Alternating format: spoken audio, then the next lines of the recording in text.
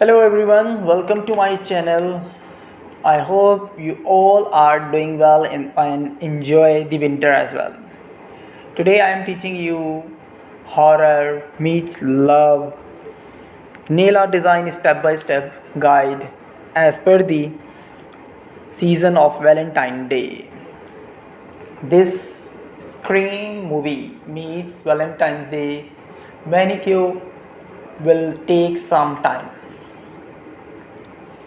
Patient and again, a sturdy hand, advice from the creator for anyone doing their nails at home.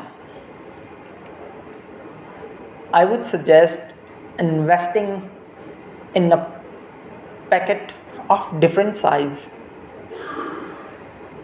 dotting tools and a liner brush.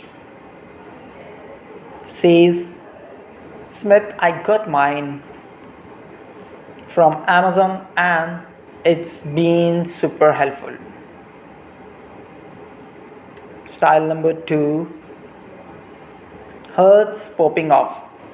If you really wanna be on theme this Valentine's Day, you can't go wrong with this ultra festive option courtesy of Smith, who kindly told Anne exactly how she did it.